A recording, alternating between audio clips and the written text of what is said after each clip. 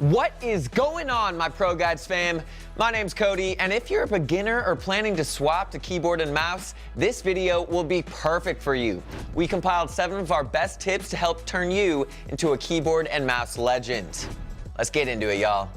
We'll be looking at fast ways to improve your mechanics, some really new useful creative maps, as well as critical settings you need to know. And at the end of the video, we'll look at something that many new keyboard and mouse gamers often overlook, so don't go anywhere. A sub and like on the video would be appreciated. Let's get into it. Alright, so tip number 1 is to train your aim a lot. And this is really important, so we're gonna spend a while talking about it. Mastering mouse movement and click timing takes ages. I'm talking months. So when you're starting out, train your aim every day for 10 minutes minimum.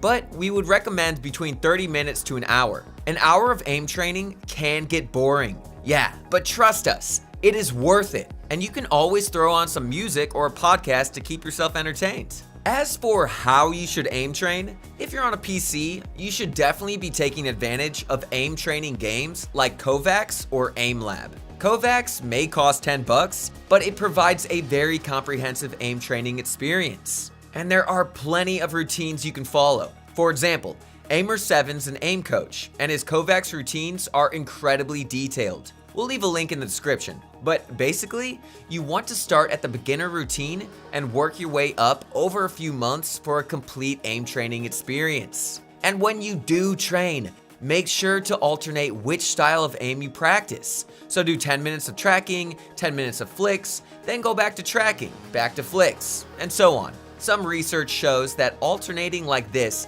helps you retain muscle memory, so for long-term improvement, this is the best. And guys, if you want to be the best of the best, then head over to ProGuides.com, where we got tons of online coaching and classing that will help you step up your Fortnite game to the next level. The next level, bro. Check it out, man.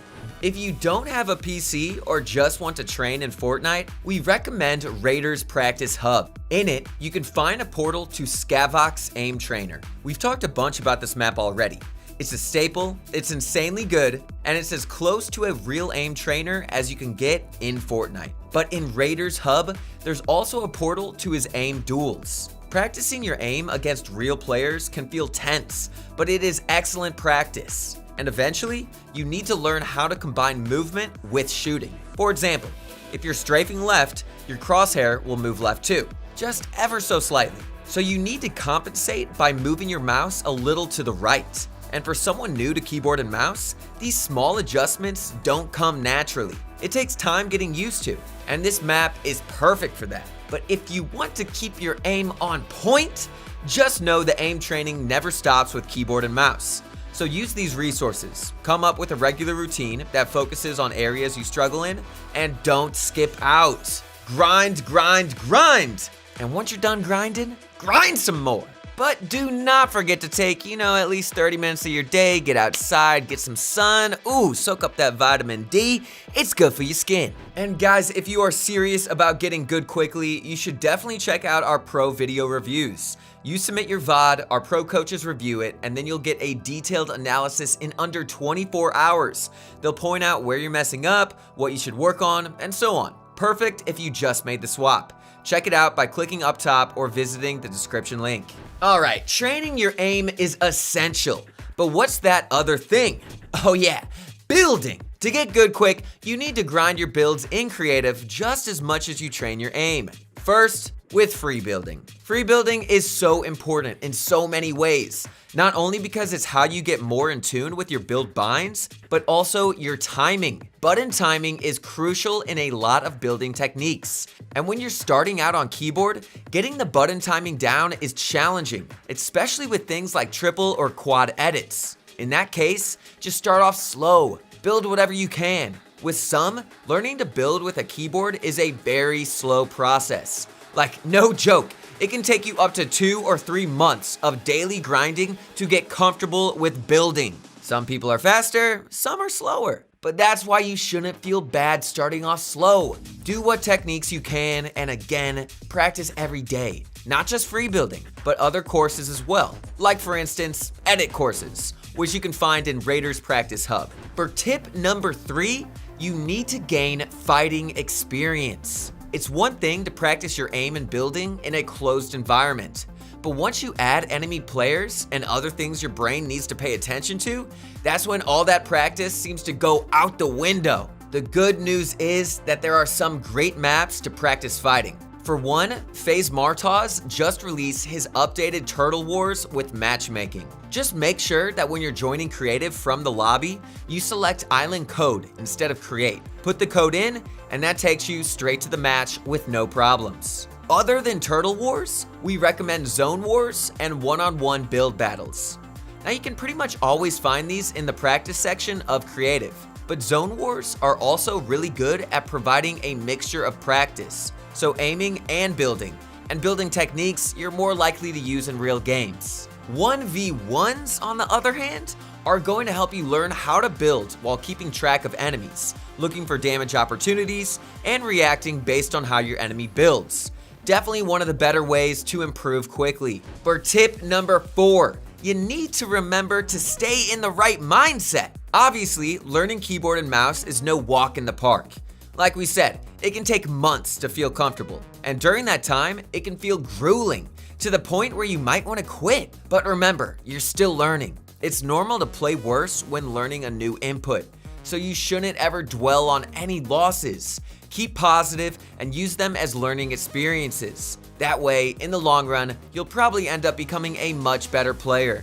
Guys, you've heard of that phrase, use your losses as learning experiences. Well, yes, that mentality is crucial. If you're the type to dismiss every situation as not being your fault, newsflash, bro, on keyboard and mouse, mechanical mistakes are nearly always your fault. And you need to realize that so you can actually care about fixing them, either with more mechanical training or by changing your playstyle to something that benefits keyboard and mouse more. That might mean taking less 50-50s, implementing more edits and resets when you fight, and maybe even adding more piece control into your repertoire. So if you feel like quitting, remind yourself the struggle is only in the short term. You'll eventually improve and get so much better.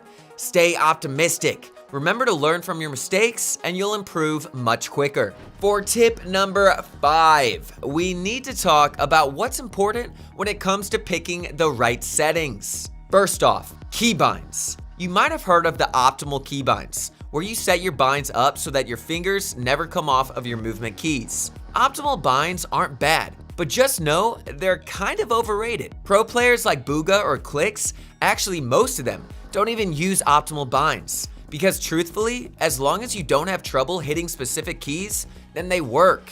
It is all down to preference, and any combination of keys like X, C, V, Q, E, F, R, Shift, and your side mouse buttons are all good, no matter if you have an optimized keybind setup or not. Just don't go too far off the defaults. Don't go with anything crazy, and use what feels comfortable. In terms of must-haves though, you need to set up scroll wheel reset. To do that, you set your secondary binds for building edit and reset building edit to the same scroll wheel direction. And if you can manage to play with your middle finger always on the scroll wheel, that's gonna make your resets super quick. Not everyone holds a mouse like that, but if you find it comfortable, definitely give it a shot. Also, it is a solid idea to rebind your edit key to something closer to WASD, like E, F, or even R. The default of G is just sort of tough to hit if you're not used to it. If you are, then that's great. You can stick with it. But if you're just starting, definitely change your edit key since that one's gonna be used a ton. Now, what about sensitivity? Well, it is all preference yet again. High or low can work, but we recommend going either low or in the middle. Something like 800 DPI on your mouse and between 5 to 10% in game. Then for your scoped and aiming sensitivity, bring that down to between 20 and 50%. Why? Because lower sensitivities allow you to be more precise with your aim. And while your building speed slows down, you can always compensate with faster arm movements. That's what's amazing about keyboard and mouse. Even on low sense, you can flick really fast and still box up in an instant. Of course, to play with low sense, you're going to need the right mouse pad. Not one of those dinky small ones, but an XL sized one. These mouse pads are definitely worth investing in if you want space and freedom to make more mouse movements. At the end of the day though, sensitivity is all preference. So if you want to go high, then go high. It can work. But based on your experiences and how sensitivity is treated in other competitive games, lower sense makes your aim way more precise, and we think you should start there. Okay, for tip number 6, don't cheap out when buying a mouse. Every mouse has a sensor on the bottom that tracks your movements as you slide it around. But some sensors straight up suck and can't track fast movements. So with some mice, like a lot of the really cheap ones on Amazon, you won't even be able to go for flick shots without your crosshair completely bugging out, even though they call it a gaming mouse. If you experience this with your mouse right now, we definitely suggest looking for a new one. And you don't have to break the bank either. A lot of mice manufacturers offer reasonable deals on mice with flawless sensors that regularly go on sale for 20 or 30 bucks. Like the Logitech G203, the Razer Viper Mini, or the Razer Death Adder. I know many of us want to save money, but the truth is, mice with bad sensors will only hold you back. We know this advice might be too late if you already bought a mouse, but a lot of you might be new and we just don't want you to encounter the pitfall that is bad gaming mice. If the sensor sucks, they're just not worth buying. But anyway, there is a site called sensor.fyi/mice, which lists mice you can trust to accurately track your movements. Pick a mouse from that list, or just make sure to look up what sensor is in the mouse that you are buying, so you don't just end up getting swindled.